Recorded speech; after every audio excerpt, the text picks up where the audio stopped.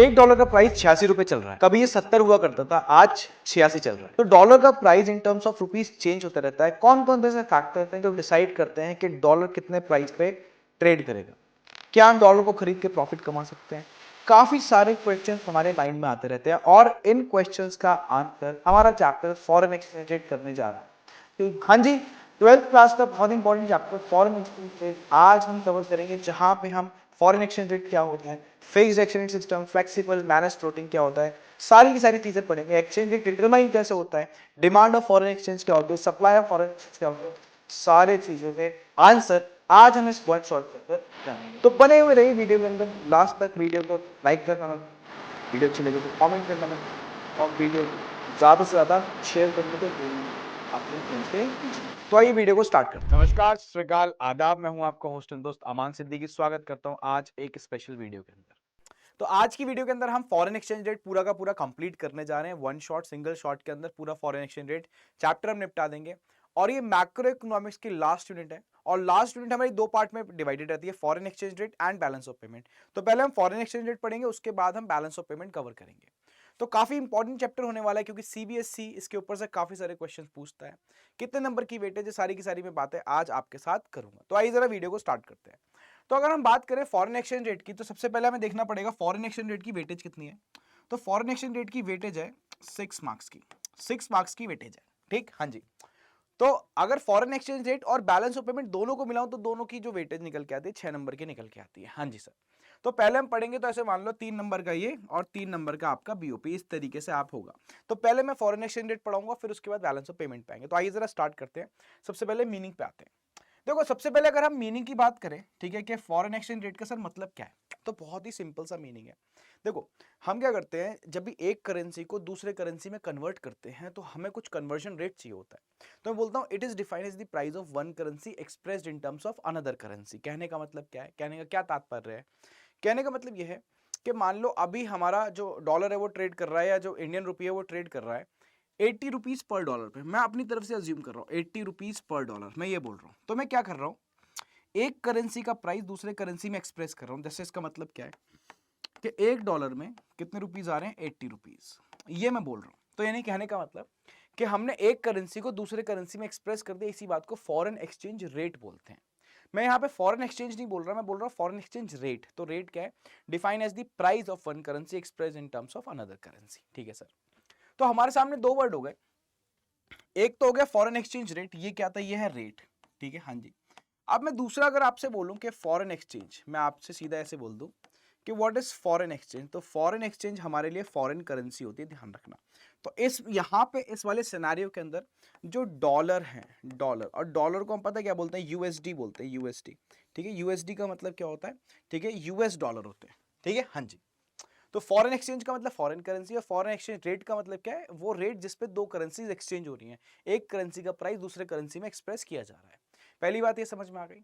तो इसी के साथ साथ एक काम करते हैं, एट प्रेजेंट हम ये भी देख लेते हैं कितना एक्सचेंज रेट चल रहा है। ठीक है, आओ जरा जरा चेक करें, ठीक है, कितना एक्सचेंज रेट चल रहा है।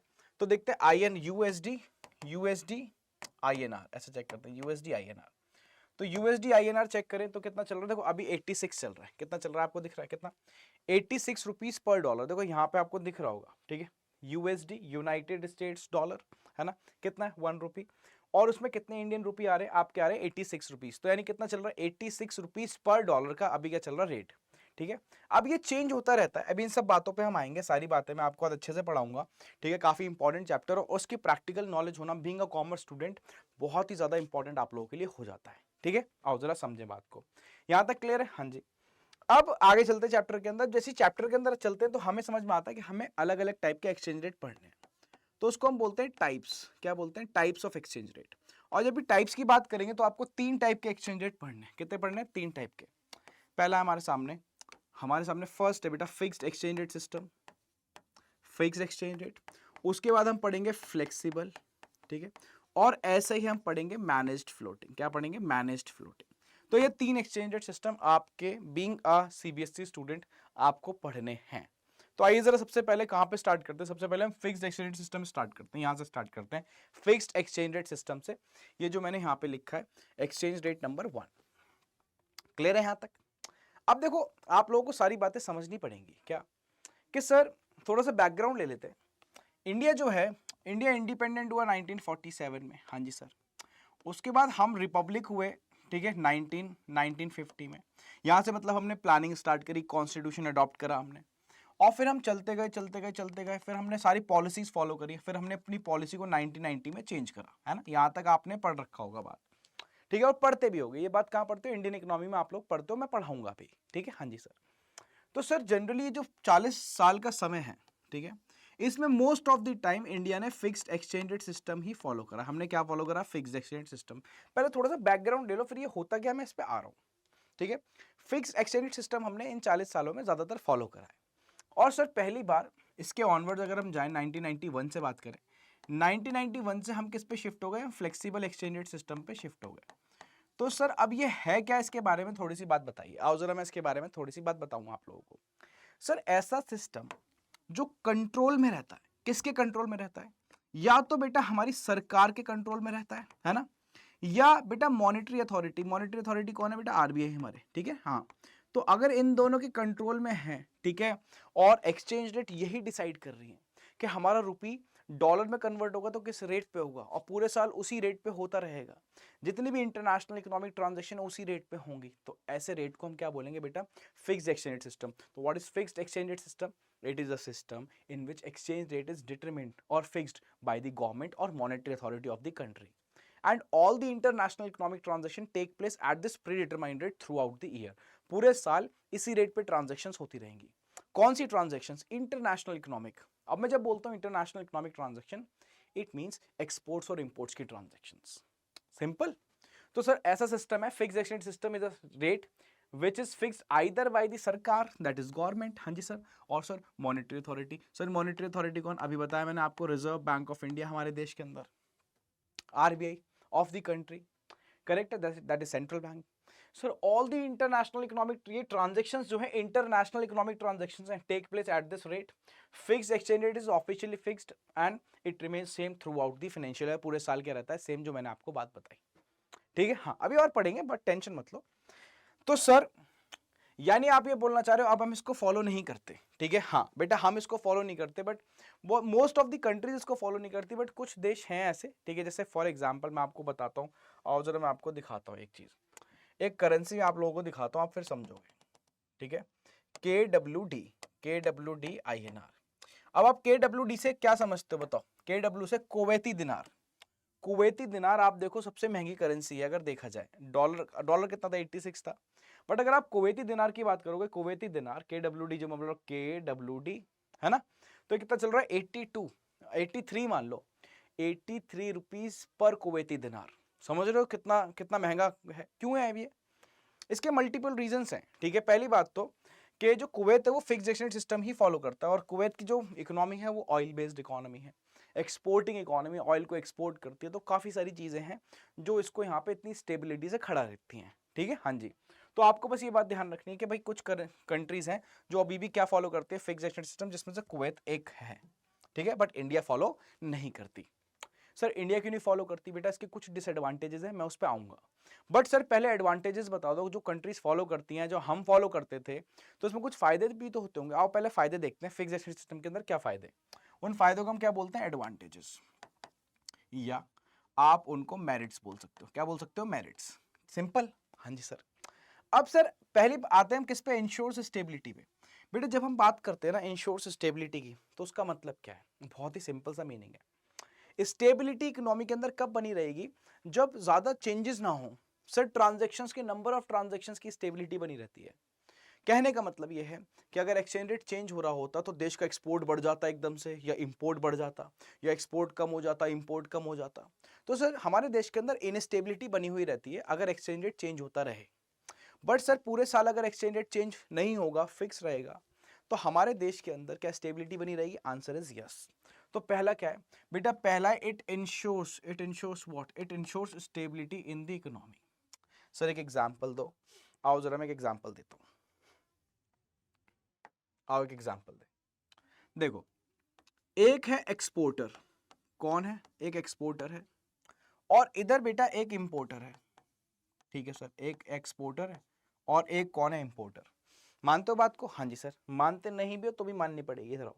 ठीक है सर, ये कौन है बेटे? ये है एक्सपोर्टर। ये लो मैं आपके सामने बना देता हूँ। ये कौन है? एक्सपोर्टर। और ये कौन है? ये हमारा इंपोर्टर। ठीक है सर। अब सर ये जो एक्सपोर्टर है ये कहाँ रहता है बेटा? ये रहता है भारत में, इंडिया में। ठीक है, हाँ जी सर। और सर ये कहाँ रहता है बेटे? ये रहता है यूएसए में। ठीक है, हाँ जी। अब ये बंदा यहां से सामान बेचता है तो हम एक्सपोर्ट ही तो बोलेंगे उसको। हाँ सर। और सर ये बंदा इसकी यहां से पेमेंट करता है। ठीक है सर। और सर ये पेमेंट पता है किस में करता है? डॉलर में करता है। तो सर जिस दिन यहाँ पे यहां से बेटा ट्रांजेक्शन हुई, यानी सामान गया, तब एक्सचेंज रेट चल रहा था बेटा 80 rupees per dollar. 80 rupees per dollar. मैं आपको कुछ एग्जाम्पल दे रहा हूँ जिससे आप समझ जाओगे बात। फिर वहां सामान पहुंचा, और सामान पहुंचने के बाद फिर उसने क्या करी बेटा? पेमेंट क्लियर करी। और जब पेमेंट क्लियर करते करते बेटा 1 महीना निकल गया, आफ्टर 1 मंथ इसने करा, और जब करने जा रहा है तो हमें पता चला कि एक्सचेंज रेट पहुंच गया बेटा 100 rupees per dollar. 100 rupees per dollar पहुंच गया। अब बेटा दोनों कंफ्यूज के पेमेंट किस तरीके से होगी यहाँ पे? वैसे तो इन सिनेरियोज के लिए कॉन्ट्रैक्ट्स बनते हैं, ठीक है, बट आप अभी भूल जाओगे कोई कॉन्ट्रैक्ट वगैरह है। कॉन्ट्रैक्ट दो टाइप के होते हैं, फॉरवर्ड और स्पॉट। इस तरीके से कॉन्ट्रैक्ट्स बनते हैं वो, बट भूल जाओ आप लोग बात। कुछ भी एग्जिस्ट नहीं करता, बट दोनों कंफ्यूज हो जाएंगे कि सर किस तरीके से पेमेंट है। और मान लो आज अगर ये वाला बंदा इसके अकॉर्डिंग पेमेंट करता है, ठीक है, हाँ जी, तो आप ये सोचो ना कि सर इस बंदे को तो लॉस हो जाएगा बेटा, इस बंदे को लॉस हो जाएगा। सर क्यों लॉस हो जाएगा? इसकी आंखों से आंसू दिख रहे हैं। आंसू इसी बात के हैं कि इसको लॉस हो गया। क्यों? आप ढंग से देखो, पहले यूएस वाला $1 देके इंडिया से कितने का सामान खरीदता था? 80 रुपए का। आज वही यूएस वाला $1 देके इंडिया से 100 रुपए का सामान खरीदेगा, तो इसको लॉस होगा नहीं होगा? हाँ जी। तो बेटा क्या एक्सपोर्ट और इंपोर्ट पे इसका इंपैक्ट पड़ेगा? हाँ पड़ेगा। और इसी चीज चक्कर में बेटा देश के अंदर इनस्टेबिलिटी बनी रहती है अगर एक्सचेंज रेट चेंज होता रहे। बट अगर एक्सचेंज रेट पूरे साल फिक्स रहता, मान लो ये 100 नहीं होता, ये कितना रहता? 80 रुपीज पर डॉलर ही रहता, तो बेटा तो स्टेबिलिटी बनी रहती। और यही मैं आपको समझाना चाह रहा हूँ कि फिक्स्ड एक्सचेंज सिस्टम क्या करता है? Ensures stability, because any exporter और importer can operate freely without having the fluctuations, ठीक है, in foreign payments, without having the notion, idea of fluctuations in foreign payments, कि सर बाहर से जो पेमेंट्स आएंगे उनके अंदर कोई फ्लक्चुएशंस नहीं होंगे। Sir it ensures stability by promoting world trade, हाँ जी सर, ठीक है, as it provides a certain environment to operate, हाँ जी सर बिल्कुल। सर देयरफॉर एनी एक्सपोर्टर और importer can operate freely without having the notion of fluctuations in foreign payments. पहला clear है? Done done done done. Okay, आगे चलें। हाँ जी सर। सर दूसरा बेटे ये स्पेक्यूलेशन को कर्ब करता है। अब आप सोच रहे हो कि सर ये स्पेक्यूलेशन क्या होती है? बेटा स्पेक्यूलेशन की हिंदी है सट्टा, सट्टा लगाना। अब देखो तुम लोगों को पता है सट्टा है क्या, ठीक है सर, सट्टा लगाना। अब सर सट्टे की बात करी जाए तो जैसे सट्टा लगता है हमारे दिमाग में क्रिकेट आ जाता है। सर क्रिकेट पे सट्टा लगाया जाता है। देखो सट्टा है सब जगह सेम, बट कहीं लीगलाइज्ड है कहीं इलीगल है। जैसे फॉर एग्जांपल अगर मैं आपको एग्जांपल दूं स्टॉक मार्केट का, स्टॉक एक्सचेंज का, तो आपको पता है स्टॉक एक्सचेंजेस के अंदर जो सट्टा लगता है वो लीगलाइज्ड है, ठीक है। किसी शेयर के प्राइस पे भी तो लोग क्या करते हैं? सट्टा ही तो लगाते हैं कि सर इसका प्राइस बढ़ जाएगा, इसका प्राइस कम हो जाएगा, है ना। तब मेरे को लग रहा है प्राइस बढ़ जाएगा मैं खरीद लूंगा, मेरे को लग रहा है प्राइस कम हो जाएगा मैं उसको बेच दूंगा। ये भी तो सट्टा ही है, और क्या है? सट्टे के अलावा तो कुछ है ही नहीं है, ठीक है। तो सर सट्टा कहीं कहीं लीगलाइज्ड है, कहीं कहीं इलीगलाइज्ड है। अब सर अब स्टॉक एक्सचेंज की अगर हम बात करें तो स्टॉक एक्सचेंज में जो होता है बेटा, ठीक है, काफ़ी सारी चीज़ों पे ट्रेडिंग होती है, सट्टा लगता है। सर शेयर्स पे लगता है, ठीक है सर, काफ़ी सारी चीज़ ऐसे करेंसीज पे भी लगता है, करेंसीज पे, ठीक है, हाँ जी सर। अब सर करेंसीज पे सट्टा तो तब लग पाएगा, करेंसीज पे सट्टा तो तब लग पाएगा जब करेंसी का प्राइस चेंज होगा। सर करेंसी का प्राइस चेंज होगा तभी तो मैं उसको खरीदूंगा बेचूंगा, सट्टा फायदा कमाने के लिए। बट सर पूरे साल अगर एक्सचेंज रेट क्या रहा? सेम रहा, चेंज ही नहीं हो रहा, तो कैसे सट्टा लगाओगे उसके ऊपर? तो स्पेकुलेशन पॉसिबल ही नहीं है। तो sir speculation arises in the environment of uncertainty, जहां अनसर्टेनिटी होती है वहां पे अराइज होती है। But in contrast fixed exchange rate system provides a certain environment to operate and therefore it curbs speculation. Simple, कितना सिंपल है यार, बेसिक है। तो सर सट्टा कहाँ लगता है? वहाँ पे अनसर्टेनिटी होती है। सर यहाँ पे क्या है? सर्टेनिटी। तो सट्टा नहीं लग सकता। दो फायदे हो गए, एक तो स्टेबिलिटी इंश्योर करता है, दूसरा सट्टे को रोकता है। और सर क्या करता है बेटा ये बेटा ये बाहर से फॉरेन कैपिटल अट्रैक्ट करता है, ठीक है सर। फॉरेन कैपिटल का मतलब क्या है बेटा? फॉरेन कैपिटल का मतलब है एक तरीके से एफडीआई, फॉरेन डायरेक्ट इन्वेस्टमेंट्स, ऐसे समझ लेना आप। हाँ जी सर। सर विदेश से हमारे पास अगर इन्वेस्टमेंट्स आए तो उसको हम एफडीआई बोल रहे हैं, प्रोवाइडेड, अभी पढ़ाऊंगा, बैलेंस ऑफ पेमेंट पढ़ोगे, एफडीआई होती क्या है, टेक्निकलिटीज भी बताऊंगा तुम लोगों को मैं, ठीक है। बट अभी जान लो बाहर से इंडिया के अंदर पैसा आ रहा है, ठीक है। हाँ, अब तुम लोग क्या चाहोगे कि सर हाँ, इंडिया में तो ज्यादा है सर, बाहर से लोग डॉलर ले लेके आए इंडिया के अंदर और यहीं पे इन्वेस्ट करें, यहीं मैन्युफैक्चरिंग करें। हम तो यही चाहेंगे। जैसे टेस्ला है, अभी टेस्ला आया इंडिया के अंदर, बट टेस्ला मैन्युफैक्चरिंग थोड़ी कर रहा है, बट इंडिया चाहता है कि टेस्ला एक यहाँ पे मैन्युफैक्चरिंग यूनिट लगाए, यहीं मैन्युफैक्चरिंग करे, जॉब जनरेट होंगी, है ना। हमारे देश का एक्सपोर्ट भी बढ़ सकता है, क्योंकि यहीं से टेस्ला बना के बाहर बेचो, फिर हमारे देश का एक्सपोर्ट माना जाएगा, जीडीपी बढ़ेगा हमारा, तो काफी सारे फायदे होते हैं। अब सर ये हम कैसे बढ़ाएं? बेटा अगर हम फॉलो कर रहे होते ना फिक्स्ड एक्सचेंज रेट सिस्टम, तो हमें ज्यादा सोचने की जरूरत नहीं पड़ती, अपने आप बढ़ जाता। सर क्यों? आप एक बात सोच के देखो, बाहर से जो बंदा आ रहा है, मैं उसको बोल रहा हूं कि भाई हमारे देश के अंदर एक्सचेंज रेट चल रहा है 80 रुपीज पर डॉलर, और पूरे साल यही चलता रहेगा, इसके अंदर कोई चेंज नहीं आएगा, इसके अंदर कोई भी चेंज नहीं आएगा, ना हम चेंज इसके अंदर आने देंगे। तो वो कितना सेटिस्फाइड रहेगा बंदा कि मैं जिस रेट पे वो $1 लेके आया होगा, हमने उसको 80 रुपए दिए होंगे, तभी इंडिया के अंदर इन्वेस्ट कर रहा है वो। अगर वो जाना चाहे 1 साल बाद, तो भी क्या करे, वो 80 रुपए दे, हमें $1 अपना वापस ले ले। कहने का मतलब ये है, वो क्या रहता है उसमें, एक सेंस ऑफ सिक्योरिटी रहता है, जिस रेट पे वो देश के अंदर इन्वेस्टमेंट लेके आया था, उसी रेट पे वो देश से इन्वेस्टमेंट वापस लेके जा सकता है। तो कितनी सेंस ऑफ सिक्योरिटी होगी। तो ऐसे देश के अंदर बाहर से लोग जाना चाहते हैं इन्वेस्ट करने। तो sir fixed exchange rate system promotes what, promotes stability, ये तो हमने बता दिया, ठीक है। Which further increases the confidence, बढ़ाता है किसका बेटा, फॉरेन इन्वेस्टर्स का, ठीक है, या ट्रेडर्स का, ठीक है, in a particular targeted country, therefore इससे कैपिटल मूवमेंट होता है देश के अंदर। Simple, done done done done. हाँ जी सर। Sir last but not the least, ठीक है सर, क्या बेटा, कंट्रोल्स इन्फ्लेशन। अब जब इन्फ्लेशन की बात हम कर ही रहे हैं सर, ये इन्फ्लेशन को क्या करता है, कंट्रोल करता है। तो इन्फ्लेशन पहले तो होता क्या है बेटा, इन्फ्लेशन होता है persistent rise in price. Sir देश के अंदर जनरल प्राइस लेवल का बढ़ जाना, देश के अंदर जनरल प्राइस लेवल का बेटा बढ़ जाना, ठीक है। हाँ जी सर, वो क्या होता है बेटा, वो कहलाता है इन्फ्लेशन, महंगाई। अब सर महंगाई जनरली दो तरीके से आती है, तो हमारे देश के फैक्टर्स की वजह से या इंटरनेशनल मार्केट की वजह से। सर एक एग्जांपल दो इंटरनेशनल मार्केट का। अरे मान लो कि अभी जैसे रशिया और यूक्रेन की वॉर हो गई थी, ठीक है, तो वहां पे आपको पता है क्रूड ऑयल की जो सप्लाई थी वो डिसरप्ट हो गई थी, ठीक है, क्योंकि रशिया भी एक बहुत बड़ा सप्लायर है ऑयल का, ठीक है, across the globe, across the world. India भी उनसे खरीदता है, हम भी तेल खरीदते हैं रशिया से। तो आप एक बात बताओ, जब लड़ाई हो गई है तो कहीं ना कहीं तेल की जो सप्लाई है रशिया रोक लेगा, कंट्रोल करेगा इंटरनेशनल मार्केट के अंदर, और सर सप्लाई रुक गई तो बेटा प्राइस बढ़ेंगे तेल के। और तेल एक ऐसा प्रोडक्ट है, तेल एक ऐसा प्रोडक्ट है जिसका इम्पैक्ट इंडिया के अंदर हर एक एक चीज पे आता है। तो तेल के प्राइस बढ़ेंगे, इंडिया में सारी चीजें महंगी हो जाएंगी। तो ये इंटरनेशनल मार्केट के फैक्टर्स की वजह से हमारे पास इन्फ्लेशन आ रही है, ठीक है सर, ये इन्फ्लेशन है। अब मैं बोल रहा हूं कि मान लो हमारा देश फॉलो करता है फिक्स्ड एक्सचेंज रेट सिस्टम, मतलब हमारा देश बोल रहा है कि भाई 80 रुपीज पर डॉलर ही एक्सचेंज रेट रहेगा, हम इसी पे खरीदेंगे, इसी पे बेचेंगे, तो आपको बेचना है बेचो। तो कोई भी देश अगर हमें सामान बेचता है तो पूरे साल इसी रेट पे बेचेगा। कहने का मतलब क्या है, कहने का सिंपल सा मीनिंग ये है कि हमारे देश के अंदर कोई भी ऐसा नहीं होगा कि इंपोर्ट करने के प्राइस बढ़ जाएंगे। जितना प्राइस पहले हम इंपोर्ट कर रहे थे उसी प्राइस पे आज भी इंपोर्ट करेंगे। तो बाहर के फैक्टर्स के इन्फ्लेशन आने के चांसेस नहीं है हमारे देश के अंदर, क्योंकि हम क्या फॉलो कर रहे हैं, fixed exchange rate system. Simple सी बात है। तो सर ये इन्फ्लेशन को क्या करता है, कंट्रोल करता है, क्योंकि इंपोर्ट्स के प्राइस को बढ़ने नहीं देता। कीप्स, देखो लिखा है by keeping a check on the price rise. अभी सर किसके, इंपोर्ट्स के, ठीक है, price rise of imports. Sir ये इंपोर्ट्स के प्राइस को बढ़ने नहीं देता और जिसकी वजह से देश के अंदर इन्फ्लेशन नहीं आती। कितना सिंपल सी बात है, वेरी बेसिक, समझ गए, ठीक है। तो चार इसके एडवांटेजेस हो गए सर। पहला क्या है, ensures stability, curbs speculation, enables capital movement और कंट्रोल्स इन्फ्लेशन। चार बातें याद रखना सर। अब हर सिक्के के दो पहलू होते हैं, हर सिक्के के दो पहलू हैं। अगर यहाँ पे एडवांटेजेस है तो यहाँ पे डिसएडवांटेजेस भी हैं। अब वो डिसएडवांटेजेस क्या है, आओ जरा डिसएडवांटेजेस देखो।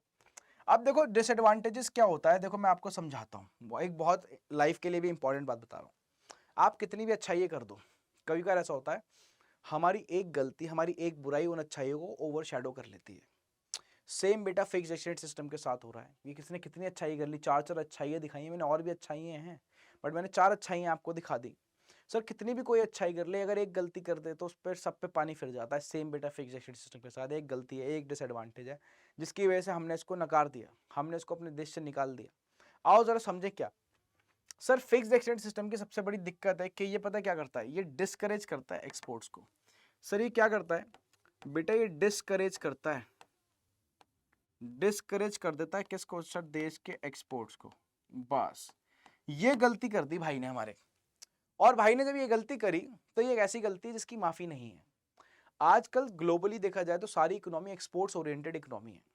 आपको क्या लगता है चाइना इतनी बड़ी इकोनॉमी कैसे बन रहा है, एक्सपोर्ट्स पे खेल रहा है। यूएसए एक्सपोर्ट्स पे खेल रहा है, सर्विसेज एक्सपोर्ट्स करता है यूएसए, इवन अब तो ऑयल भी एक्सपोर्ट करता है, ठीक है। हाँ, तो जितनी भी बड़ी बड़ी इकोनॉमी दिख रही है they all are export oriented economy. तो यानी सर अगर हमें किसी भी मतलब कंपटीशन के अंदर अगर हमें सुपर पावर बनना है, मान लो किसी देश की बात कर रहा हूं मैं, कोई भी देश सुपर पावर बनना चाहता है तो आज उस सामने उसके एक ही हर्डल है कि उसको सामने वाले की डिपेंडेंसी अपने ऊपर क्रिएट करनी है, कि सामने वाली देश उसके ऊपर डिपेंडेंट हो जाए। सर वो कब होता है बेटा, वो एक्सपोर्ट से होता है। जब आप एक्सपोर्ट्स करते हो, सामने वाला आपसे खरीद रहा है। तो इलेक्ट्रॉनिक्स जैसे हम किससे खरीदते हैं, चाइना से। सेमीकंडक्टर्स हम चाइना से खरीदते हैं। चाइना अगर एक दिन भी बंद कर दे क्या एक्सपोर्ट करना हम लोगों को, तो बेटा यहाँ पे बहुत ज्यादा हाहाकार मच जाएगा, और बहुत बार ऐसा देखा भी जा चुका है कि हाहाकार हुआ है इंडिया के अंदर। तो सर क्या करा जाए बेटा, एक्सपोर्ट बढ़ाओ अपना, सामने वालों को अपने ऊपर डिपेंडेंट बनाओ, ठीक है। अच्छा अब सर एक्सपोर्ट्स बढ़ाने के तो दो ही तरीके हैं बेटा। पहला तरीका कि आप या तो ऐसा गुड बनाते हुए हो, ठीक है, जिसका मार्केट में कोई सब्स्टिट्यूट ही नहीं है, तो भाई आप लोगों से खरीदना पड़ेगा और वो कहीं नहीं जाएंगे। हाँ सर, बट सर दूसरा, या तो गुड जैसा बना रहे हो जो सब बना रहे हैं, बट आप दूसरों से सस्ता दे रहे हो, है ना। हाँ जी सर, तभी खरीदेंगे, इसके अलावा तो कुछ है ही नहीं सर तरीका, है ना। तो इंडिया कोई ऐसा गुड बना नहीं रहा, ना हमारी टेक्नोलॉजी इतनी एडवांस है। हाँ जी सर, तो सर हमारे पास एक ही तरीका है कि हम सस्ता दें, और सस्ता तो तुम तब दोगे जब तुम्हारा एक्सचेंज रेट फ्लेक्सिबल होगा। कि मान लो तुमने 80 रुपीज़ पर डॉलर था, हाँ जी, अब हम कितना दे रहे हैं, 100 रुपीज़ पर डॉलर। तो हम पहले बोल रहे हैं भैया $1 में तुम 80 रुपये का सामान लेते थे, आज $1 में तुम 100 रुपये का सामान ले लो, सस्ता पड़ रहा है, जो खरीदो, तो हमारे देश का एक्सपोर्ट बढ़ने लगेगा। बट ये काम भी तो फ्लेक्सिबल के अंदर होगा, है ना।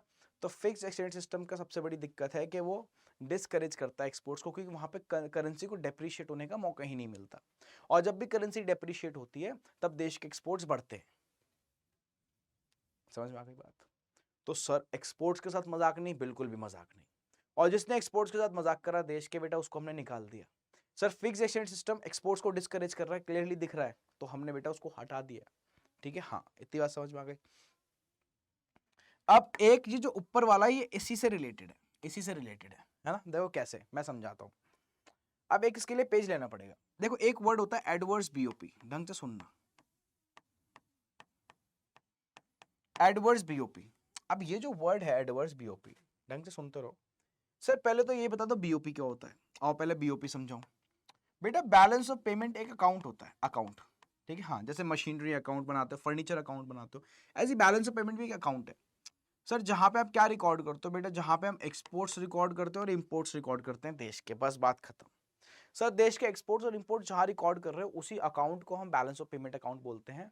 बीओपी का जो वन शॉट आएगा उसके अंदर दिखाऊंगा भी ये कैसे दिखता है, ठीक है। अभी के लिए सिर्फ समझ लो। अब बात करें सर ये एडवर्स कब हो जाता है। बेटा देखो एडवर्स तो ये तभी होगा जब आपके देश के इंपोर्ट ज्यादा है, एक्सपोर्ट कम है। यानी सर आप पेमेंट क्या कर रहे हो, पेमेंट हम ज्यादा कर रहे हैं और हमारी इनकम क्या है, कम, बस तभी तो एडवर्स होगा। हाँ जी सर, इनकम कहाँ से आती है, एक्सपोर्ट से, सिंपल, बिल्कुल। तो यानी कहने का मतलब सर एडवर्स बीओपी का मतलब हमारे देश के इंपोर्ट बढ़ रहे हैं और एक्सपोर्ट कम है। तो सर इस प्रॉब्लम को सॉल्व कैसे करें, इसका एक ही साधन है, एकमात्र साधन है। आप मत बोलना कि सर इंपोर्ट कम कर दो, इंपोर्ट इसलिए कर रहे हो, इंपोर्ट हम पता है क्या क्या करते हैं, आओ बताऊं। सर क्रूड ऑयल, हाँ जी करते हैं। सर डिफेंस के इक्विपमेंट्स, बिल्कुल करते हैं, ठीक है। सर गोल्ड, बिल्कुल करते हैं। अब इनमें से तीनों चीजों में से आप कुछ नहीं बना सकते यहाँ पे, तो इसलिए तो इंपोर्ट करते हो। तो सर इंपोर्ट इसी वजह से ज्यादा है। हाँ, अब क्या करें सर इसको, अरे बेटा एक्सपोर्ट्स बढ़ाओ, अपने एक्सपोर्ट्स बढ़ाओ, इंपोर्ट्स के लेवल के लेके आओ, है ना, या एक्सपोर्ट इंपोर्ट से एक्सीड कर दो, तभी आपका फेवरेबल आएगा बीओपी। तो सर ये तो तभी पॉसिबल है जब हम सस्ता देंगे सामान, और सामान सस्ता कब दोगे, जब बेटा आप फ्लेक्सिबल फॉलो कर पाओगे फिक्स के अंदर तो ये हो नहीं पाएगा।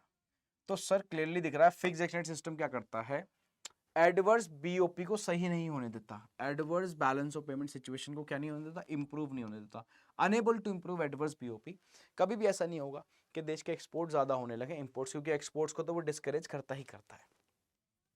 ठीक है, एक छोटी सी बात और पढ़ लो, ये हो गया, ये हो गया, एक लास्ट, जब भी हम फिक्स एक्सचेंज सिस्टम फॉलो करते हैं तो आरबीआई को पता है क्या करना पड़ता है, huge reserve of foreign currency अपने पास मेंटेन करना पड़ता है। आप लोगों ने मनी एंड बैंकिंग वाले वन शॉट के अंदर देखा था, मैंने आपको पढ़ाया था कि reserve bank of India is the sole custodian of foreign exchange in our country. Sir RBI अपने पास सारा का सारा फॉरेन एक्सचेंज रिजर्व रखता है, देश के अंदर सोल अथॉरिटी किसी के पास नहीं, सिर्फ आरबीआई के पास ही है। अब सर अगर इसकी बात करें हम, तो आरबीआई अपने पास सारी की सारी चीजें रखता है। तो सर जब हम फॉलो कर रहे होंगे फिक्स्ड एक्सचेंज सिस्टम, तो आरबीआई को अपने पास क्या huge reserve of foreign currency बनाने पड़ेंगे? Answer is yes. आरबीआई को अपने पास ह्यूज रिजर्व मेंटेन करने पड़ते हैं फॉरेन करेंसी के, ये इसकी डिसएडवांटेज है, क्योंकि ये एक्सपोर्ट्स को क्या करता है, डिस्करेज। तो कहने का मतलब सार यही है, ये एक्सपोर्ट्स को क्या करता है, डिस्करेज। ठीक है, मुझे लग रहा है यहां तक आप लोगों को समझ में आ गया, डन डन डन डन है यहां तक। आगे चलें, बोलो आगे चलें, आओ जरा। अब सर यहां से स्टार्ट होती है बात फ्लेक्सिबल की। हमने फिक्स्ड को देख लिया, मैंने ये भी बता दिया हमने इसको क्यों क्या करा, हमने इसको निकाल दिया, देश से देश निकाला कर दिया बेटा। क्यों कर दिया और कब करा देश निकाला हमने? 1991 में। ठीक है सर, हमारे देश की कंडीशन क्या थी बेटा? 1991 के अंदर हमारा देश इकोनॉमिक क्राइसिस में फंस गया था। ये सब चीजें कहाँ पढ़ोगे? ये सब चीजें पढ़ोगे आप इंडियन इकोनॉमी के अंदर। ठीक है, डेवलपमेंट एक्सपीरियंस में इकोनॉमिक रिफॉर्म्स के अंदर। ठीक है, तो बेटा हमारे पास बहुत हमारा बीओपी क्राइसिस में चल रहा था। बीओपी किस में था? हमारा क्राइसिस के अंदर। तो हमने क्या करा, हमने अपनी करेंसी को डी वैल्यू करा। क्या करा? D value. अभी मैं डी वैल्यू पे आऊंगा, डी वैल्यू का मतलब क्या होता है, ताकि बेटा हमने देश का एक्सपोर्ट्स बढ़ा पाए। और तब से लेके आज तक फिर हम किस पे शिफ्ट हो गए? फ्लेक्सिबल एक्सचेंज सिस्टम पे शिफ्ट हो गए। हम क्या फॉलो करते हैं? Flexible exchange rate system. बिल्कुल क्लियर है? हाँ जी सर। अब सर फ्लेक्सिबल एक्सचेंज सिस्टम क्या होता है? देखो नाम से क्लियर, फ्लेक्सिबल, फ्लेक्सिबल का मतलब जो चीज चेंज होती रहती है उसको हम फ्लेक्सिबल बोलते हैं, है ना। तो फ्लेक्सिबल एक्सचेंज सिस्टम बेटा इट कीप्स ऑन चेंजिंग। तो सर इसको डिटरमाइन कैसे करते हैं? अब मैं एक चीज बताता हूं, पहले जरा एक टूल सिलेक्ट कर लूं मैं। आओ सुनो मेरी बात, अच्छी तरीके से सुनना, सारी बातें समझ में आएंगी, टेंशन नहीं। ठीक, देखो जब नया नया कोई बेबी या बच्चा पैदा होता है तो उसकी देखभाल उसके पेरेंट्स करते हैं और उसको पाल पोस के पूरा बड़ा करते हैं अच्छे तरीके से। और फिर जब वो बड़ा हो जाता है, सारी चीजें कमाने लायक होता है, तो घर वाले बोलते हैं भैया अब तुम अपना कमाओ अपना खाओ।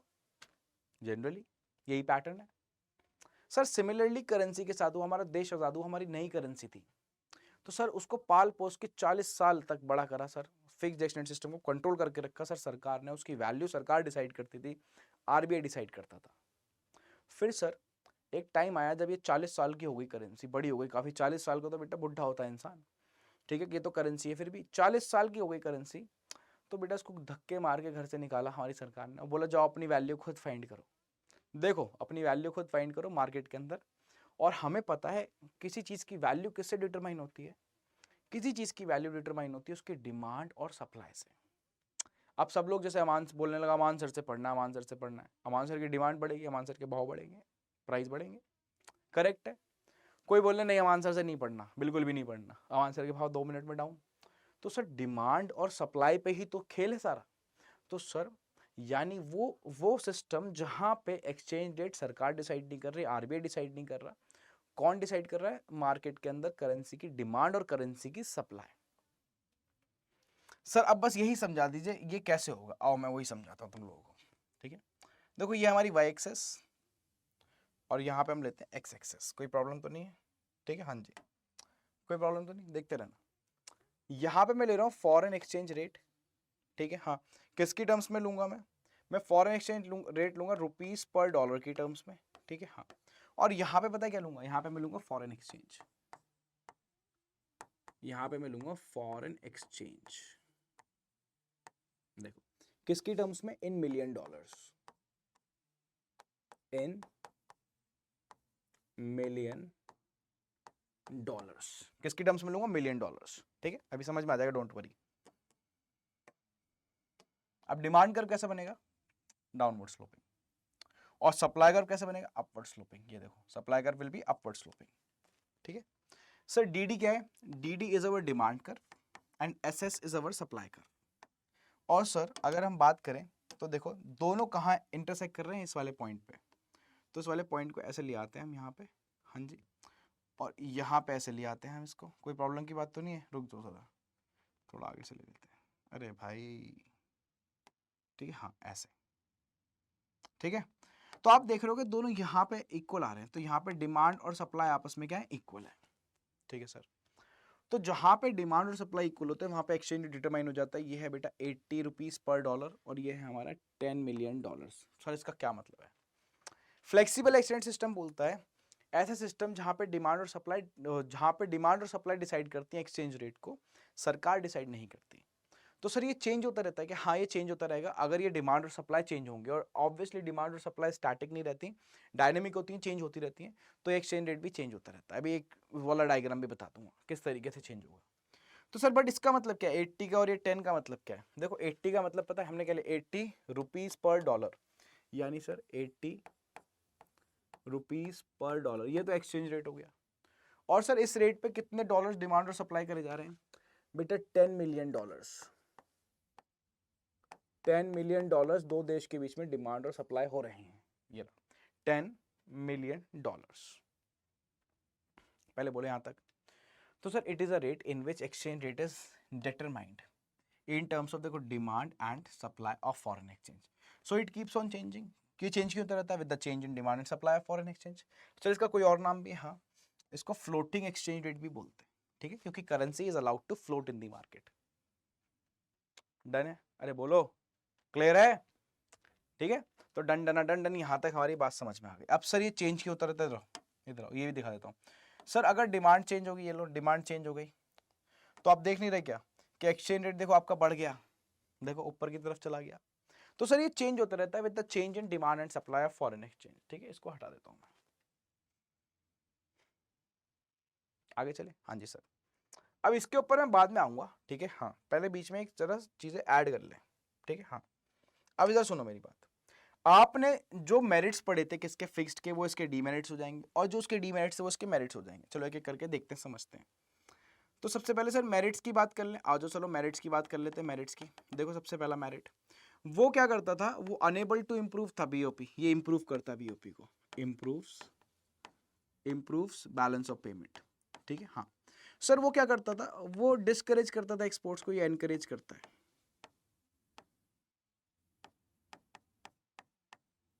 हाँ, ठीक है।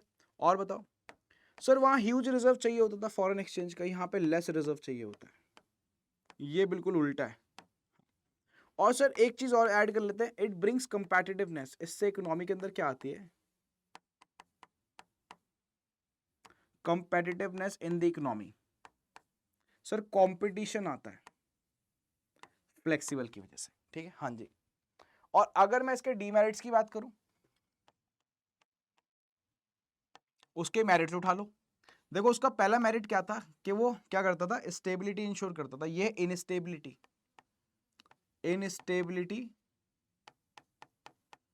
एंड अनसर्टेनिटी, ये इकोनॉमी के अंदर क्या लेके आता है? It brings instability and uncertainty, ठीक है, हाँ जी सर, बिल्कुल। उसके बाद बात करें तो उधर याद करो क्या था? वो स्पेकुलेशन को कर्व करता था, एनकरेज करता है स्पेकुलेशन को। सट्टा यहां पे दबा के लगता है, एनकरेज स्पेकुलेशन, ठीक है। चलो ठीक है, याद करने का तरीका बता रहा हूं, अगर आपने एक भी याद कर लिया, अगर आपको फिक्स्ड याद हो गया, फ्लेक्सिबल तो ऑटोमेटिकली याद है। सिमिलरली चलो इधर आओ, ठीक है, बताओ जरा जल्दी से नेक्स्ट। तो वहां पे वो कैपिटल को अट्रैक्ट करता था या रिस्ट्रिक्ट करता? Restricts capital movement,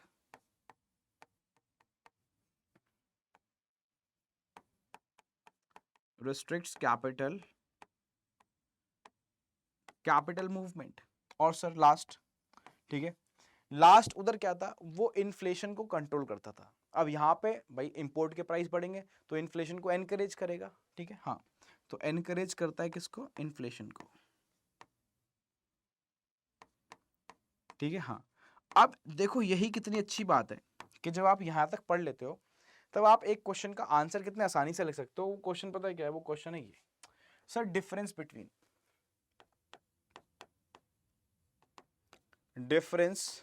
between fixed and flexible exchange rate system, fixed and flexible exchange rate system. सुन रहा मेरी बात? Differentiate between fixed and flexible exchange rate system. और जब भी हम बात करते हैं फिक्स्ड और फ्लेक्सिबल की, तो एक बार जरा नजर मार लो। सबसे पहले आपको बेसिस लिखने, बेसिस में आप क्या लिखोगे? मीनिंग। हाँ सर। Sir fixed, sir rate which is determined by the government और central bank, fixed by the government और सेंट्रल बैंक। हाँ जी सर। सर इधर, सर बेटा फ्लेक्सिबल के अंदर rate which is determined by the market forces, demand and supply. ठीक है सर, हो गया। उसके बाद अगर हम स्टेबिलिटी की बात करते हैं यहाँ पे, तो कौन सा स्टेबल है? Fixed exchange system ensures stability in the economy, वो इनस्टेबिलिटी एंड अनसर्टेनिटी। तो सर यहाँ पे stable and predictable, fluctuates frequently, ये फ्लक्चुएट होता रहता है। सर गवर्नमेंट का रोल, बेटा यहाँ पे सरकार इंटरवीन करती है पूरे टाइम, यहाँ पे सरकार का मिनिमल रोल होता है और नो इंटरवेंशन होती है। हाँ सर। सर स्पेकुलेशन, बेटा यहाँ पे लेस स्कोप है ही नहीं स्कोप, और यहाँ पे बेटा हाई स्कोप है, स्पेकुलेशन को एनकरेज करता है ये। ठीक है। सर ट्रेड पे क्या इंपैक्ट पड़ता है? बेटा ये इंकरेज करता है ट्रेड को। ठीक है, हाँ, इंकरेज स्टेबल ट्रेड इन्वायरमेंट। ठीक है। और यहाँ पे अनसर्टेनिटी होती है, तो सामने वाला हो सकता है कभी कभी हेजिटेट करे ट्रेड करने से, कि देश के अंदर तो पूरे टाइम एक्सचेंज रेट चेंज होता रहता है। ठीक है। रिजर्व रिक्वायरमेंट, यहाँ पे मैंने आपको बताया था हाई रिजर्व चाहिए होता है, और यहाँ पे बेटा ठीक है no need for high reserve, यहाँ लेस रिजर्व से काम चल जाता है। उसके बाद बैलेंस ऑफ पेमेंट पे आते हैं। बेटा ये cannot correct BOP deficits easily, आपको पता है ना, unable to improve balance of payment, adverse balance of payment. But ये क्या करता है? ये इंप्रूव करता है, क्योंकि एक्सपोर्ट्स को एनकरेज करता है। ठीक है, हाँ सर। सर इन्फ्लेशन, बेटा ये कंट्रोल करता है इन्फ्लेशन को फिक्स्ड, और ये क्या करता है? एनकरेज करता है। कितना सिंपल सी सारी बातें हो गई। करेक्ट है, यहाँ तक डन डन डन डन है। तो यहाँ तक फिक्स्ड और फ्लेक्सिबल हमारा कंप्लीट हो चुका है। अब इसी के अंदर एक और टॉपिक आता है, जरा आगे चलते हैं। ठीक है, that is determination of exchange rate. अब बात कर, तो डिटर्मिनेशन ऑफ एक्सचेंज रेट की अगर हम लोग बात करें, ठीक है, आओ जरा समझेंगे पूरी बात को अच्छे से, डिटेल के अंदर जानेंगे। ठीक है, तो देखो डिटरमाइन करने का मतलब होता है डिसाइड करना, तय करना कि एक्सचेंज रेट कैसे डिटरमाइन होगा। तो आपको पता है, मैंने अभी बताया एक्सचेंज रेट कैसे डिटरमाइन होता है, bye the forces of demand and supply. मैं आपको दोबारा से एक बार डायग्राम बना के दिखाता हूँ, आओ। ठीक है, ये लो, यहाँ पे हम क्या ले रहे थे? फॉरेन एक्सचेंज रेट, याद करो अभी, है ना, रुपीज पर डॉलर में ले रहे थे, है ना। और यहाँ पे हम नीचे क्या ले रहे थे? यहाँ पे नीचे हम ले रहे थे फॉरेन एक्सचेंज। ठीक है, यहाँ पे हम लेते हैं फॉरेन एक्सचेंज, फॉरेन एक्सचेंज किसकी टर्म्स में ले रहे थे? इन million dollars, in million dollars. ठीक है, हाँ जी। लो, अब जरा ढंग से देखना, फिर से हम डिमांड बनाएंगे, सप्लाई बनाएंगे। ये रही डिमांड, ठीक है, और यहां पे हम लेंगे सप्लाई, ये रही सप्लाई। तो D D is your demand curve, S S is your supply curve. ठीक है, हाँ जी। और ये रहा हमारा, ठीक है, ऐसे, और ये रहा ऐसे। ठीक है, अभी तो करा हमने। तो सर यहाँ पे क्या होता है? डिमांड और सप्लाई आपस में इक्वल आ जाती है ना। और ये हमारा जो है, ये है वही 80 रुपीज़ पर डॉलर, ये है हमारा 10 वैल्यू। सर 80 रुपीज़ पर डॉलर पे कितने डिमांड और सप्लाई हो रही है? 10 मिलियन डॉलर्स की डिमांड और सप्लाई हो रही है। यानी कहने का मतलब, सर एक्सचेंज रेट कैसे डिटरमाइन होता है? ठीक है, exchange rate is determined by the exchange rate is determined by the forces of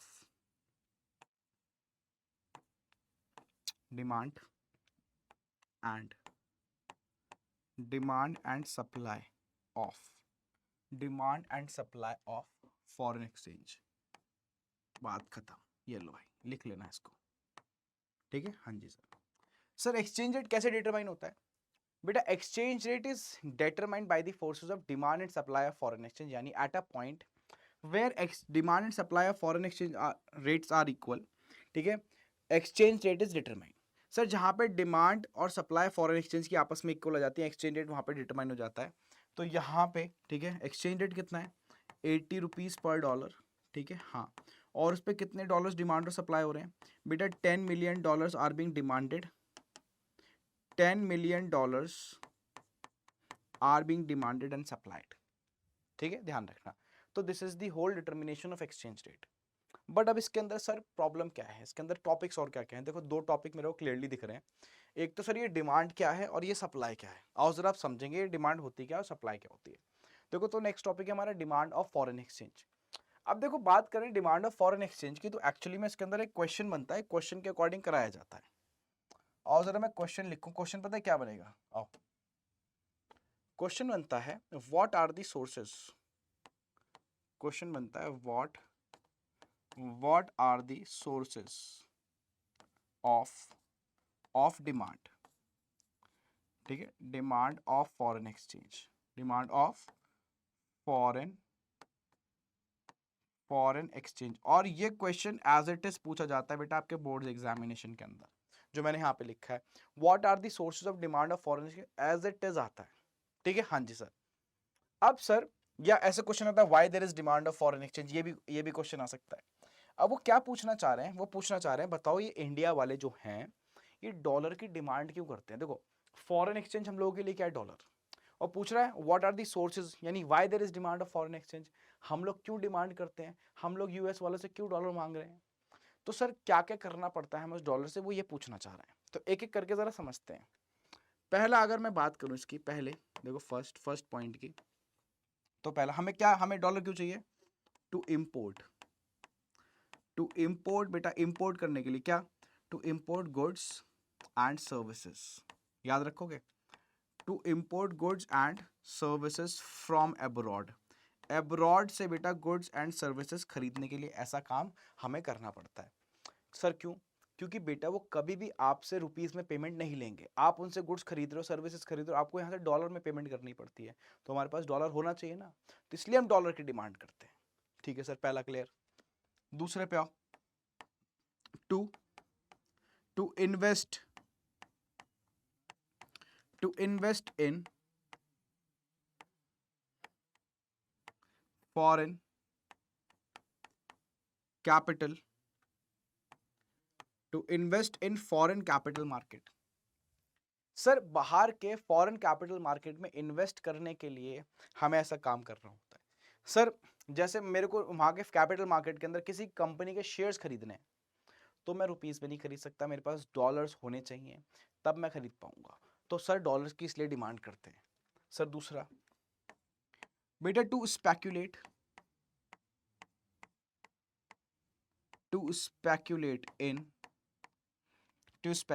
in foreign capital market,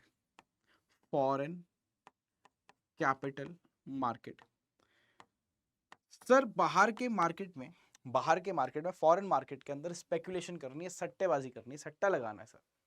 तो बेटा उसके लिए भी आपके पास डॉलर होने चाहिए। इन्वेस्टमेंट में और स्पेकुलेशन में फर्क ये है, इन्वेस्टमेंट लॉन्ग टर्म होती है, स्पेकुलेशन शॉर्ट टर्म होती है। ठीक है, तो दोनों अलग पॉइंट हैं। और बेटा बताता हूं, टू सेंड गिफ्ट्स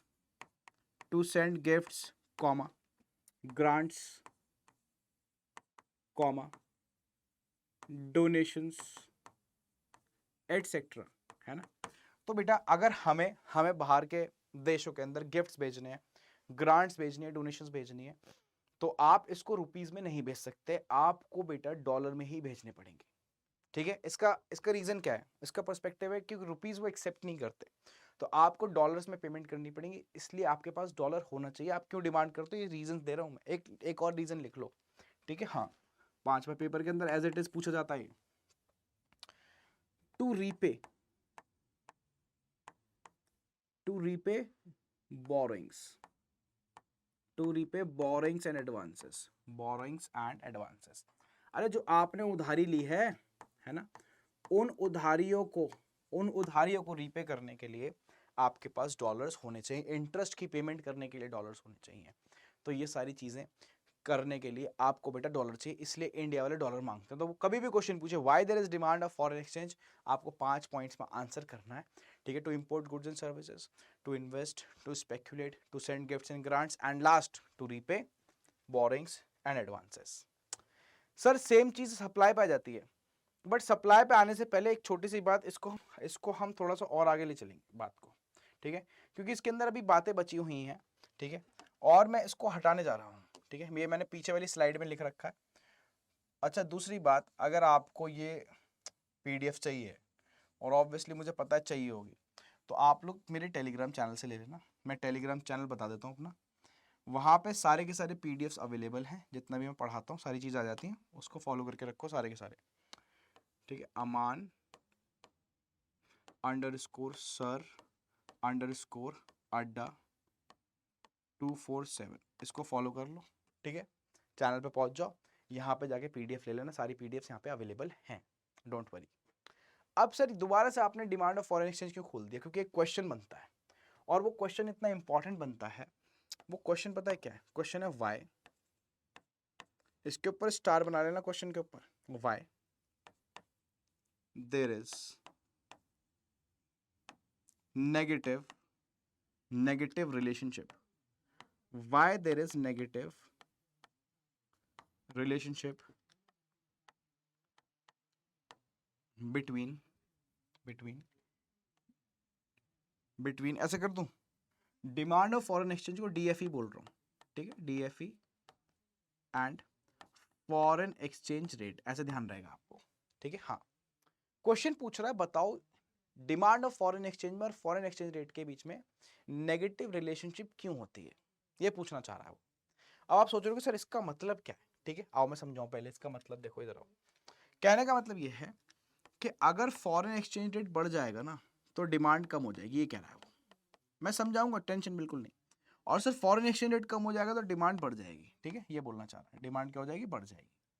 तो सर कौन सी रिलेशनशिप आ रही है, नेगेटिव। अब इसको प्रूफ करने के ऊपर बात आ जाती है, आओ जरा इसको प्रूफ करें, ठीक है। हाँ, देखो सबसे पहले तो देखो, आपको मैं यहाँ पे एक टेबल बना लेता हूँ, ठीक है, ऐसे, ठीक है, टेबल बना लेंगे तो काम आसान हो जाएगा। और टेबल इससे बना ले आओ, ये लो ऐसे, ठीक है, और एक टेबल ऐसे, ठीक है भाई, डन है, कोई प्रॉब्लम की बात तो नहीं। अब मैं इधर पता है क्या ले रहा हूँ, इधर मैं ले रहा हूँ फॉरेन एक्सचेंज रेट, और इधर मैं ले रहा हूँ डिमांड ऑफ फॉरेन एक्सचेंज। कोई प्रॉब्लम की बात तो नहीं है? नहीं सर। अब इधर ढंग से देखते रहना, फॉरेन एक्सचेंज रेट मान लो पहले था कितना, 80 रुपीज़ पर डॉलर, 80 रुपीज़ पर डॉलर, ठीक है। फिर सर कितना हो गया बेटा, फिर हो गया 100 रुपीज़ पर डॉलर, ठीक है। हाँ जी सर।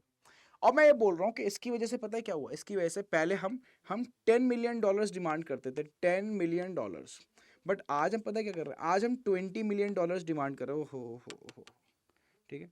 आज हम 5 मिलियन डॉलर्स डिमांड कर रहे हैं, कितनी, 5 मिलियन डॉलर्स। यानी सर फॉरेन एक्सचेंज रेट बढ़ता है तो क्या डिमांड कम हो जाती है? Answer is yes. अब मैं इसी बात को यहाँ एक्सप्लेन करूंगा, ढंग से देखना सर।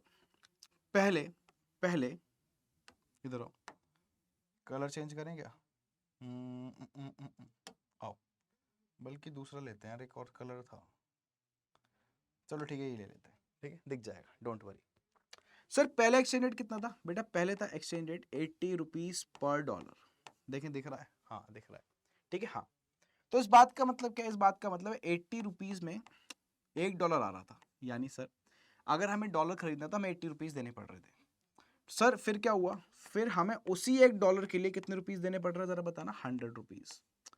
क्या हमारे लिए डॉलर महंगा हुआ, हाँ या ना में जवाब दो, बोलो, हुआ नहीं हुआ? हुआ, करेक्ट है। तो सर कोई चीज हमारे लिए अगर महंगी हो जाती है, कोई चीज हमारे लिए अगर महंगी हो जाती है, तो हम पता है क्या करते हैं, हम उसकी डिमांड कम कर देते हैं। तो सर पहले हम कितनी कर रहे थे, हम 10 मिलियन डॉलर्स कर रहे थे, बट जब हमें पता है 100 रुपीज पर डॉलर हो गया, तब हम सिर्फ 5 मिलियन डॉलर्स को डिमांड करते हैं। कितने, 5 million dollars are being demanded. कितनी सिंपल सी बात है, समझे या नहीं समझे, बोलो। हाँ सर, तो इसलिए मैं आपको समझाता हूँ, चलो आप एक डायग्राम भी बना के दिखा दूं, ये लो।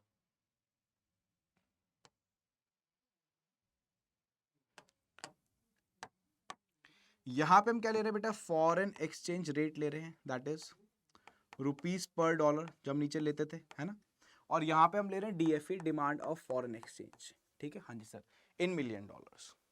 अब इधर देखो, पहले पहले 80 है, फिर 10 हो रहा है, तो सर पहले क्या है एक्सचेंज रेट बेटा, पहले 80 है, ठीक है। हाँ जी, और फिर कितना है, चलो इस पे पहले 80 पे काम कर लेते हैं थोड़ा सा, आओ 80 को थोड़ा आगे बढ़ाओ, ठीक है। 80 पे कितना है, 10 है, थोड़ा और आगे बढ़ा लें इसको, आओ ये लो, ठीक है। हाँ, और इसको नीचे लाओ। तो सर 80 पे कितना है बेटा, 80 पे $10 मिलियन है, ठीक है, ये पॉइंट हो गया आपका। फिर क्या हुआ सर, फिर बेटा ये हो गया 100, और 100 जब हुआ तो आपको पता है यहाँ पे डिमांड कितनी होगी, $5 मिलियन, ठीक है, ये लो, यहाँ पे मैं 5 कर देता हूँ, यहाँ पे हम कितना कर लेते हैं 100, ये लो, ठीक है। हाँ, तो सर ये क्या है बेटा, ये पॉइंट ए और ये है पॉइंट बी। अब आपको एक बात दिख रही है क्या, कि सर अगर हम इन दोनों पॉइंट को कनेक्ट करेंगे तो हमें डाउनवर्ड स्लोपिंग डिमांड कर्व मिल रहा नहीं मिल रहा, बताओ, है ना। तो sir demand curve downward sloping है, ये क्या रिप्रेजेंट करता है कि फॉरेन एक्सचेंज रेट में और डिमांड ऑफ फॉरेन एक्सचेंज में कौन सी रिलेशनशिप है, नेगेटिव, जो कि मैंने आप लोगों को बेटे यहाँ पे बताया था जब मैंने डायग्राम बनाया था कि डिमांड कर्व कैसा बन रहा है, डाउनवर्ड स्लोपिंग, सिंपल, ठीक है। हाँ जी, तो ये समझा रहा था मैं। तो ध्यान रखना, डिमांड ऑफ फॉरेन एक्सचेंज में और फॉरेन एक्सचेंज रेट में कौन सी रिलेशनशिप होती है, नेगेटिव, क्लियर है, ये क्वेश्चन आता है पेपर के अंदर। अब आगे चलते हैं, आ जा बेटा किसके ऊपर, सप्लाई के ऊपर। और अब बात करते हैं सप्लाई की। सप्लाई बेटा जब बात करते हैं, देखो एक हैक दे रहा हूं, जब भी डिमांड की बात हो इंडियन बन जाना, जब भी सप्लाई की बात हो यूएस वाले बन जाना, यूएस वालों के पॉइंट ऑफ व्यू सोचना। सर ऐसा क्यों, फॉरेन एक्सचेंज का मतलब क्या बेटा, फॉरेन एक्सचेंज का मतलब है हमारे लिए डॉलर्स, ठीक है, यूएसडी। और यूएसडी को सप्लाई कौन करता है, सप्लाई तो सर प्रोड्यूसर करता है, तो डॉलर को प्रोड्यूस कौन करता है बेटा, यूएसए। तो अब इसके यहाँ पे इसके पॉइंट ऑफ व्यू, यूएसए के पॉइंट ऑफ व्यू से आप लोगों को सोचनी है बात, तभी आपको समझ में आएगी, ठीक है। हाँ जी, तो सर यहाँ पे भी सोर्सेस पूछे जाएंगे, बिल्कुल पूछे जाएंगे, क्वेश्चन बनेगा आपका क्या, why there is supply, why there is supply of foreign exchange, why there is supply of, why there is supply of foreign exchange, why there is supply of foreign exchange, ठीक है, why there is supply of foreign exchange, ठीक है। हाँ, ये what are the sources, कुछ भी लिख लो, एक ही बात है। अब सर फिर से वही पॉइंट आएंगे, हाँ जी बेटा आएंगे, बट इस बार सप्लाई। अब ये है कि यूएसए हमें डॉलर दे रहा है, हम डॉलर नहीं मांग रहे उनसे, यूएसए आज हमें खुद डॉलर दे रहा है। अब मैं आपसे पूछना चाह रहा हूँ, यूएसए हमें क्यों डॉलर देगा, उसका रीजन क्या है। तो पहला रीजन है यूएसए या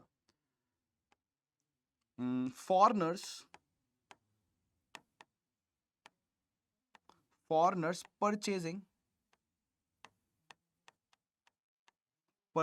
goods and services, foreigners purchasing goods and services from domestic market. मानते हो बात को, बताओ, फॉरेनर्स क्या कर रहे हैं बेटा, फॉरेनर्स हमारे से आके खरीद रहे हैं गुड्स एंड सर्विसेज। अरे बाहर से यूएसए से कोई बंदा है, हमसे बोल रहा है ये गुड्स एंड सर्विसेज दे दो, तो बेटा वो डॉलर देके जाएगा ना, हम नहीं जा रहे, हमें चाहिए डॉलर, वो खुद कह रहा है लो डॉलर लो, ये गुड्स एंड सर्विसेज दे दो। तो जब वो खुद खरीद रहा है, ठीक है, तो वो सप्लाई कहलाएगी, ठीक है। हाँ, तो सर जब हमसे वो खरीदेगा तो डॉलर देके जाएगा, डॉलर आएंगे हमारे पास, ठीक है सर, हम मांग नहीं रहे, खुद आ रहे हैं, ठीक है। सिमिलरली फॉरेनर्स क्या करेगा बेटा, इन्वेस्टिंग, किसके लिए आएगा, investing in domestic capital market, domestic capital market, हाँ जी सर। और बेटा फॉरेनर्स स्पेक्यूलेटिंग, सेम ही है पॉइंट, है ना। आप ये चैप्टर सीरीज तो अच्छा, एक चीज अच्छे से पढ़ लो, आगे की सारी चीज अपने आप क्लियर है। Foreigners speculating in domestic capital market,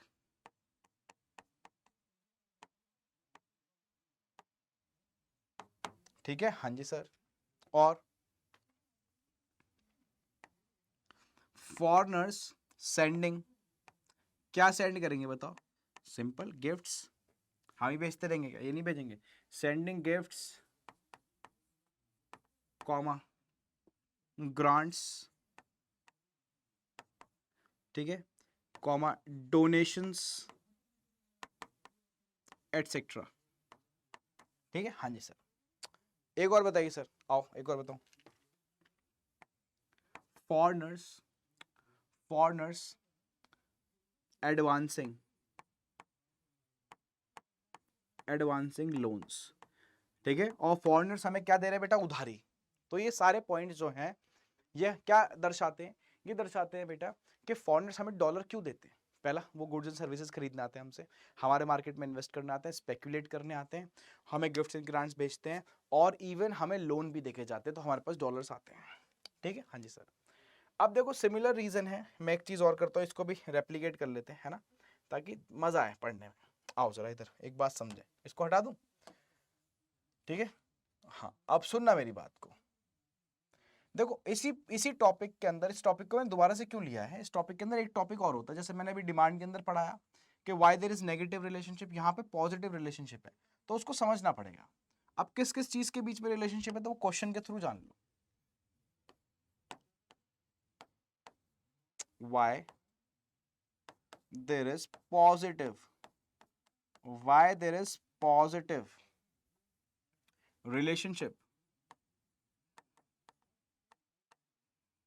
relationship between, why there is positive relationship between, why there is positive relationship between foreign exchange rate and foreign exchange rate and supply of foreign exchange। ये लो, ऐसे question बनेगा, ठीक है।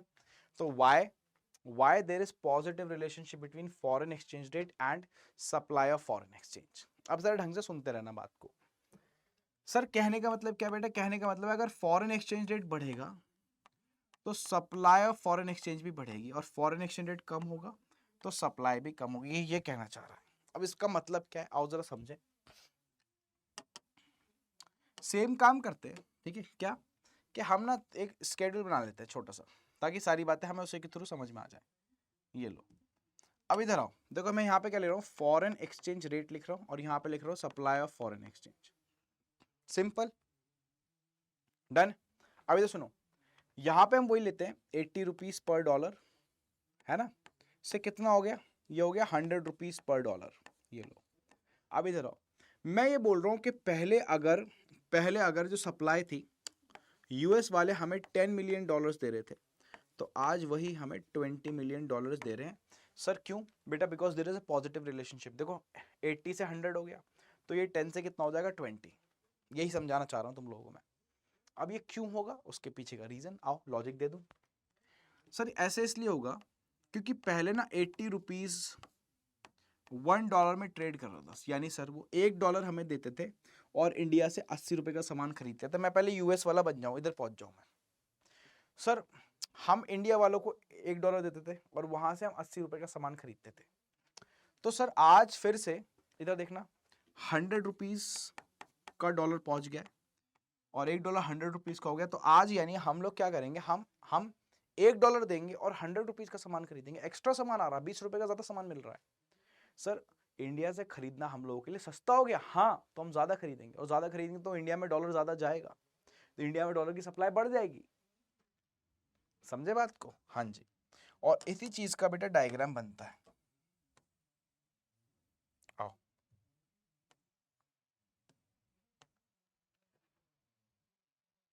ठीक है, आओ यहां पे हम लेंगे फॉरेन एक्सचेंज रेट,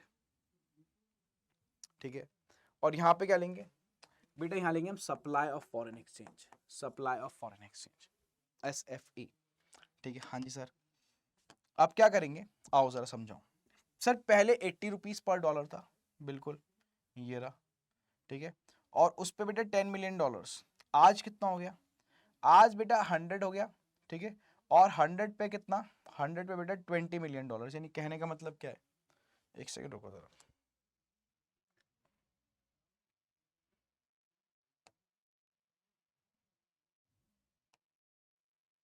ठीक है, सर पहले कितना था बेटा, पहले था 80, ठीक है, एक्सचेंज रेट, 10 मिलियन डॉलर्स की सप्लाई थी, आज 100 हो गया, उस पर कितनी है बेटा, 20 मिलियन डॉलर्स की सप्लाई है। तो ये है पॉइंट आपका ए और ये है पॉइंट आपका बी, मैं इन दोनों को कनेक्ट कर रहा हूं, ठीक है, हाँ ये लो, ऐसे कनेक्ट कर दिया। तो ये जो डी निकल के आ रहा है ना, ये डी, ये सॉरी डी क्यों बोल रहा हूँ, ये है बेटा SS, हाँ, सप्लाई कर्व। तो सर ये कैसे बनता है बेटा, अपवर्ड स्लोपिंग बनता है। कैसे बनता है, अपवर्ड स्लोपिंग, ठीक है, हाँ जी। और यही सप्लाई कर्व, ठीक है, और ये वाला डिमांड कर्व, जब दोनों को मर्ज कर देते हैं तो डायग्राम कुछ ऐसा दिखता है, ऐसा, ठीक है, समझ गए? हाँ, तो ये है बेटा डिमांड और सप्लाई, ठीक है, हाँ। अब चैप्टर के अंदर काफी आगे तक हम पहुंच चुके हैं, ठीक है, लगभग काफी काफी कुछ पढ़ लिया है हमने, मीनिंग देख लिया, fixed extent system, flexible extent system, दोनों का कंपैरिजन, फिर हमने डिटर्मिनेशन देख लिया, और डिटर्मिनेशन कैसे होता है डिमांड और सप्लाई के थ्रू, सारी बातें हमने डिमांड और सप्लाई को भी थॉरली पढ़ लिया। अब इसके अंदर कुछ टॉपिक्स बचे हुए हैं, और उन टॉपिक्स को भी कर लें जिनके ऊपर क्वेश्चन बनते हैं, ठीक है। तो अब हम पढ़ रहे हैं डेप्रिसिएशन ऑफ डोमेस्टिक करेंसी। और जब बात करते हैं डेप्रिसिएशन की, तो ये अकाउंट्स वाला डेप्रिसिएशन नहीं है, कहीं आप सोच रहे हो reduction in the value of fixed assets is known as depreciation, ये वो नहीं है। यहाँ लिखा है डेप्रिसिएशन ऑफ डोमेस्टिक करेंसी, यानी इंडियन रुपी का डेप्रिसिएशन होना। और हमारी करेंसी कब डेप्रिशिएट करती है? जब भी फॉरेन एक्सचेंज रेट बढ़ जाता है। देखो मैं बताता हूं आपको, इधर आओ जरा, समझो पहले मेरी बात को। मैं बोल रहा हूं जब भी फॉरेन एक्सचेंज रेट बढ़ेगा आपका, फॉरेन एक्सचेंज रेट जब भी इंक्रीज होगा, अभी एग्जांपल भी दूंगा, तो पता है क्या होगा, उससे हमारी करेंसी डेप्रिशिएट हो जाएगी। हमारी करेंसी की जो वैल्यू है, करेंसी की जो वैल्यू इंडियन रुपी की, वो कम हो जाती है, और उसी को हम डेप्रिसिएशन बोलते हैं। क्या बोलते हैं? डेप्रिसिएशन। फिर माइंड में आता है सर ये फॉरेन एक्सचेंज रेट बढ़ा क्यों? अरे ये तब बढ़ेगा बेटा जब भी डिमांड जो है, डिमांड ऑफ फॉरेन करेंसी, अभी जो पीछे पड़ गया फॉरेन एक्सचेंज की, ज्यादा हो जाएगी किससे? सप्लाई ऑफ फॉरेन एक्सचेंज से, तब ये ऐसा होगा। तो when demand of foreign exchange becomes greater than the supply of foreign exchange, then foreign exchange rate increases, then as a result the value of domestic currency decreases, उसी को depreciation बोल रहे हैं। सर एक एग्जांपल, आओ इधर example ले लो। देखो एग्जांपल की अगर मैं बात करूं, तो फॉर एग्जांपल वही के पहले एक्सचेंज रेट कितना था? 80 रुपीज पर डॉलर, और फिर कितना हो गया? फिर एक्सचेंज रेट हो गया 100 रुपीज पर डॉलर। तो बेटा ये क्लियरली शो करता है कि हमारी करेंसी डेप्रिशिएट कर रही है। कैसे? इधर आओ, देखो इसका मतलब क्या है? इसका मतलब है कि $1 में कितने आ रहे हैं? 80 रुपीज आ रहे हैं। हाँ जी सर। इसका मतलब क्या है? इसका मतलब $1 में अब कितने आ रहे हैं? 100 रुपीज, यानी हमारे करेंसी की तो वैल्यू कम हो रही है। $1 में पहले सिर्फ 80 रुपए जा रहे थे, आज $1 में हमारे देश के बेटा 100 रुपए जा रहे हैं, 20 रुपए एक्स्ट्रा जा रहे हैं, हमारी करेंसी की वैल्यू कम हो गई। इसी को बोलते हैं डेप्रिसिएशन, ठीक है सर। अब सर ये हुआ क्यों? क्योंकि बेटा जो डिमांड थी फॉरेन करेंसी की वो ज्यादा हो गई सप्लाई से। आओ जरा इसी बात को समझा दूं जरा मैं आपको डायग्राम के थ्रू। देखो ढंग से देखना, ठीक है। यहां पे हम क्या ले रहे हैं? यहां पे हम हमेशा बेटा क्या ले रहे हैं? फॉरेन एक्सचेंज रेट ले रहे हैं। किसकी टर्म्स में? रुपीस पर डॉलर की टर्म्स में। और यहां पे क्या ले रहे हैं? यहां पे बेटा हम लेंगे दोनों चीज ले लो, तो फॉरेन एक्सचेंज ले लो। फॉरेन एक्सचेंज किसकी टर्म्स में बेटा? In in million dollars, in million dollars, इस तरीके से ले लो, ठीक है। हाँ अब इधर आओ, देखो डिमांड बनाओ। आप तो पता है डिमांड कैसे बनती है? डाउनवर्ड स्लोपिंग, अभी बताया था। सप्लाई कैसे बनती है? अपवर्ड स्लोपिंग, ये लो, ठीक है। हाँ ये है D D is the demand curve, और S S is the supply curve, ठीक है सर। और ये क्या है बेटा? ये आपका जहाँ पे इक्विलिब्रियम आता है, ये लो, इसको भी मार्क कर देता हूँ मैं।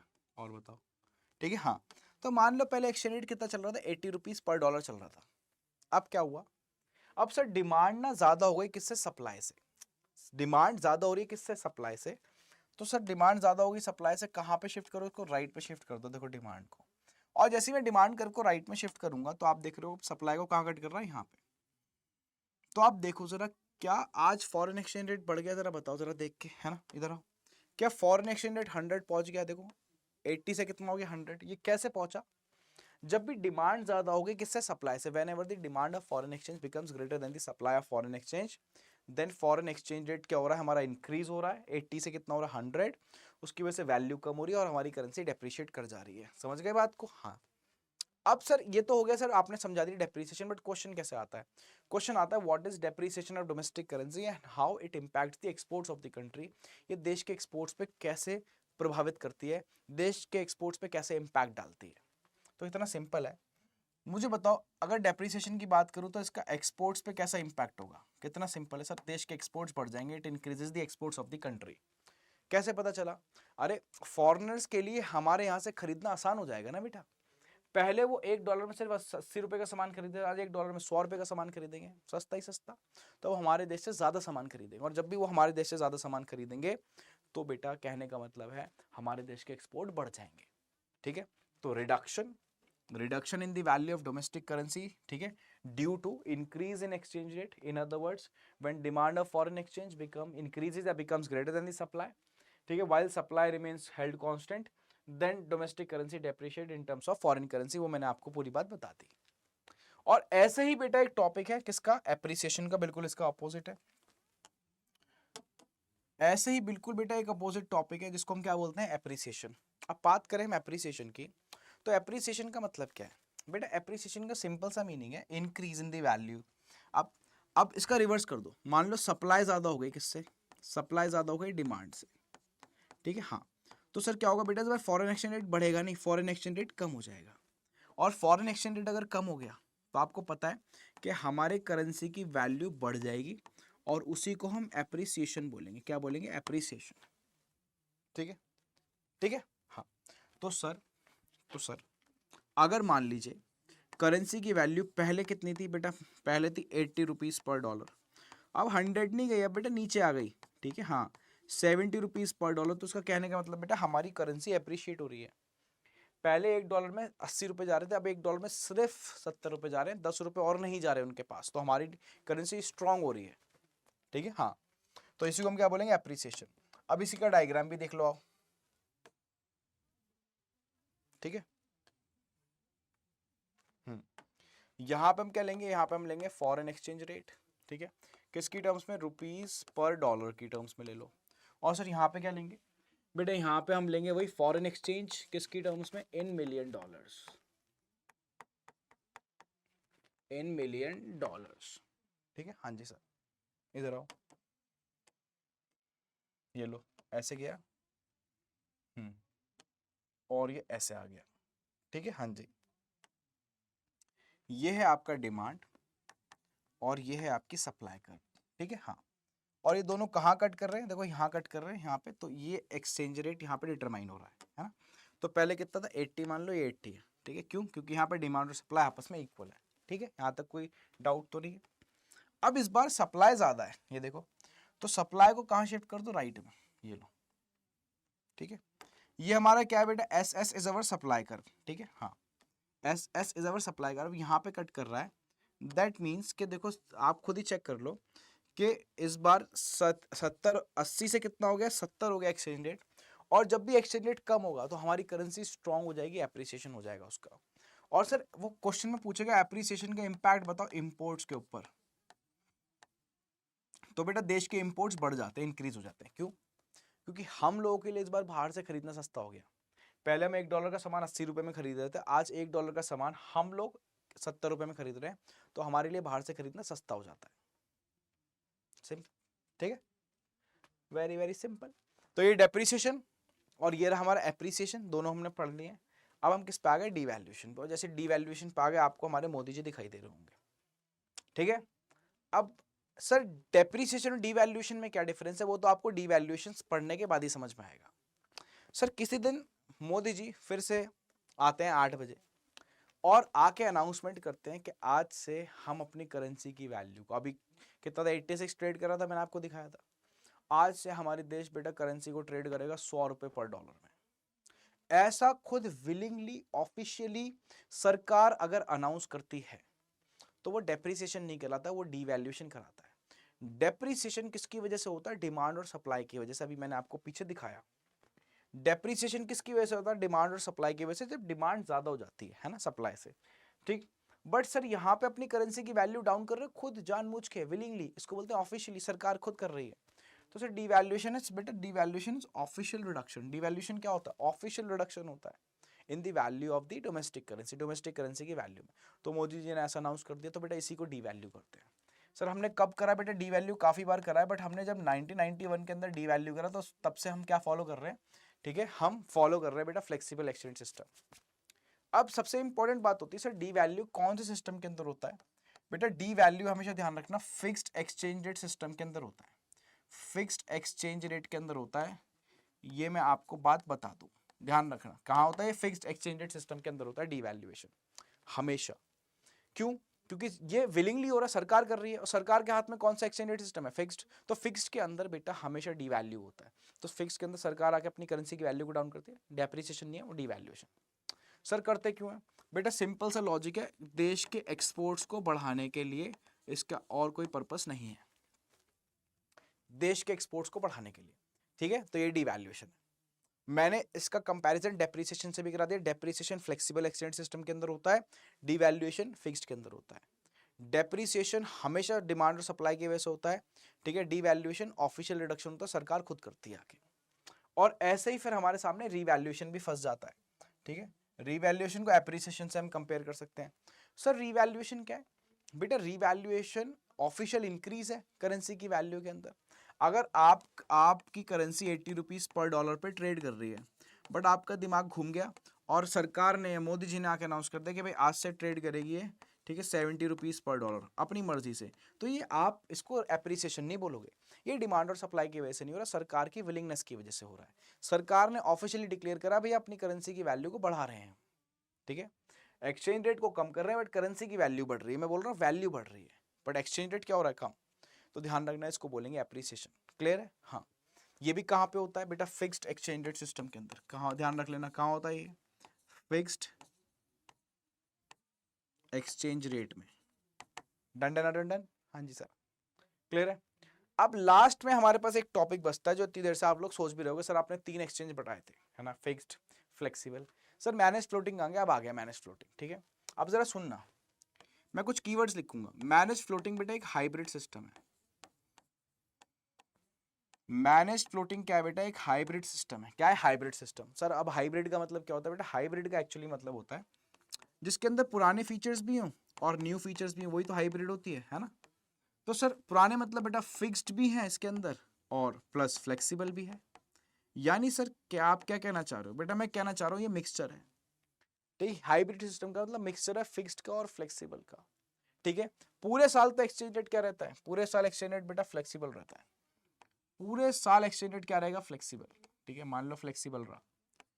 बट सर सरकार ने सोचा कि करेंसी की वैल्यू हाथ से निकल रही है या करेंसी की वैल्यू बहुत ज्यादा डाउन जा रही है, तो सरकार ने थोड़े टाइम के लिए इंटरफेयर करा और उसको फिक्स कर दिया। तो अब पूरे साल ना तो फिक्स्ड रहा और ना फ्लेक्सिबल रहा।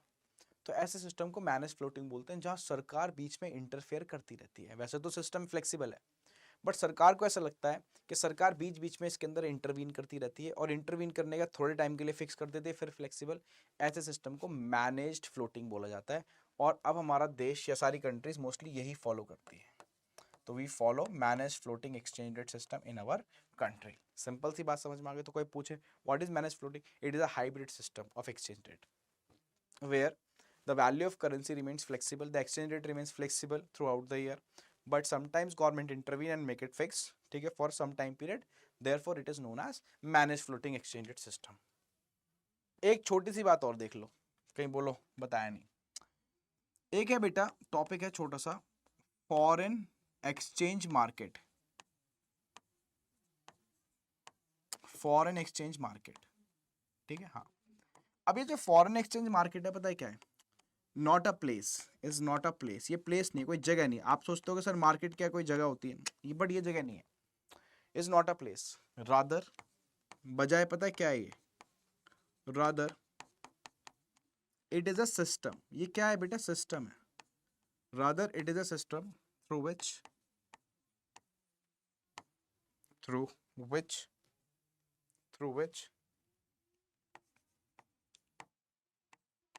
currencies between two countries are exchanged। बस बात खत्म, ठीक है बेटा। फॉरेन एक्सचेंज मार्केट की अगर मैं बात करूं ना, इधर आओ समझो जरा। मैं फॉरेन एक्सचेंज मार्केट की बात करूं तो फॉरेन एक्सचेंज मार्केट कोई जगह नहीं है। फॉरेन एक्सचेंज मार्केट एक सिस्टम है जिसके थ्रू दो कंट्री के बीच में करेंसीज एक्सचेंज होती हैं। तो सर उस सिस्टम का कौन कौन पार्ट है? सिंपल सी बात है, ये काम बैंक्स करते होंगे, है ना, बैंक्स के थ्रू होता होगा, हाँ सर। सर ये काम स्टॉक एक्सचेंज के थ्रू भी होता होगा, हाँ। तो कोई भी जो इन्वॉल्व्ड है, ठीक है, किसके अंदर? दो करेंसीज के बीच में करेंसीज एक्सचेंज करने में, वो फॉरेन एक्सचेंज मार्केट का पार्ट है। तो फॉरेन एक्सचेंज मार्केट कोई जगह नहीं है, एक सिस्टम होता है जिसके थ्रू दो करेंसीज के बीच में करेंसीज एक्सचेंज, कंट्रीज के बीच में करेंसीज एक्सचेंज होती हैं, जो बैंक्स के थ्रू हो सकता है, स्टॉक मार्केट के थ्रू हो सकता है, एटसेट्रा। समझ में आ गई बात? एक छोटा सा टॉपिक था, बता दिया what is foreign exchange market. इसका एक फंक्शन भी देख लो, ठीक है, बता देता हूँ, वैसे आएगा नहीं। फंक्शन क्या है? Hedging function. हेजिंग का मतलब बेटा क्या होता है? ये रिस्क को कवर करता है, ठीक है, इतना बस याद कर लेना, बस इससे ज्यादा नहीं, ठीक है। तो आज हमने क्या क्या देखा जरा एक बार मैं बता देता हूँ आपको, ठीक है। सबसे पहले हमने मीनिंग देखा, ठीक है, it is defined as the price of one currency expressed in terms of another currency. फिर हम किस पे आए बेटा? हम फिर आए टाइप्स पे, 3 टाइप थे, fixed, flexible and manage floating. हमने पढ़ा फिक्स, सरकार फिक्स करती है, पूरे साल फिक्स रहता है एक्सचेंज रेट सिस्टम। इसके मेरिट्स थे कि स्टेबिलिटी इंश्योर करता है, स्पेकुलेशन को कर्ब करता है यानी सट्टेबाजी को रोकता है, सर कैपिटल मूवमेंट इनेबल करता है, इनेबल्स कैपिटल मूवमेंट, और इन्फ्लेशन को कंट्रोल करता है, ठीक है सर। और उसके बाद हम फ्लेक्सिबल पे भी आते हैं फिर, बट इसकी डिसएडवांटेजेस भी थी कि एक्सपोर्ट्स को डिस्करेज करता है sir, unable to improve adverse BOP and huge reserve of foreign currencies required, याद है सर। फिर फ्लेक्सिबल की बात करें तो बेटा फ्लेक्सिबल एक्सचेंज सिस्टम चेंज होता रहता है पूरे साल sir. It is based on the demand and supply of foreign exchange sir. जहां पे डिमांड और सप्लाई इक्वल आती है वहीं पे एक्सचेंज रेट डिटरमाइन हो जाता है। एक बात और सुन लो, इसको पैरिटी वैल्यू भी बोलते हैं, पैरिटी वैल्यू, ठीक है, हाँ क्या बोलते हैं? पैरिटी वैल्यू, ध्यान रखना, ठीक है। तो सर जो उसके मेरिट्स थे वो उसके डीमेरिट, जो डीमेरिट्स थे वो उसके मेरिट्स बन गए, ठीक है सर। दोनों के बीच का डिफरेंस करा दिया, ठीक है। फिर डिटरमाइन कैसे होता है? Bye the forces of demand and supply, समझा दिया मैंने आपको। फिर डिमांड अलग से पढ़ाया, उसके सोर्सेस पढ़ाए, ठीक है। क्यों रिलेशनशिप नेगेटिव होती है वो बात मैंने बता दी आपको, ठीक है। ऐसे ही सप्लाई पढ़ा दिया, सप्लाई के सोर्सेस पढ़ा दिए। पॉजिटिव रिलेशनशिप क्यों होती है उसका डायग्राम वगैरह सारी बातें बता दी। फिर हमारे डेप्रिसिएशन पे, डेप्रिसिएशन का डायग्राम और उसका इंपैक्ट एक्सपोर्ट्स पे, एप्रिसिएशन उसका डायग्राम, उसका इंपैक्ट इंपोर्ट्स पे। सर डिवैल्यूएशन ऑफिशियल रिडक्शन होता है, सारी बातें बताई, उसका कंपैरिजन डेप्रिसिएशन से। रिवैल्यूएशन का कंपैरिजन किससे करोगे? एप्रिसिएशन से, ठीक है। और लास्ट में क्या देखोगे? मैनेज फ्लोटिंग, और लास्ट में उसके भी फॉरेन एक्सचेंज मार्केट, ठीक है। तो मैं आशा करता हूँ आप लोगों को वीडियो बहुत अच्छी लगेगी, अच्छे से पढ़ लेना, नोट्स बना लेना। और दूसरी बात, ये जो पीडीएफ है आप कहाँ से लोगे? मेरे टेलीग्राम चैनल से, मैंने स्टार्टिंग में दे देता हूँ, वहाँ से ले लेना, ठीक है। वीडियो अच्छी लगे तो लाइक करना, कमेंट कर देना अपनी क्वेरी, और इसको शेयर कर दो सब जगह, अपने स्कूल के ग्रुप्स में, सब जगह, ताकि सब लोग इन कंटेंट का फायदा उठा पाए, ठीक है। तो मिलते हैं दोबारा से अगली एक बेहतरीन वीडियो के अंदर। टिल देन नमस्कार, सत श्री अकाल, आदाब।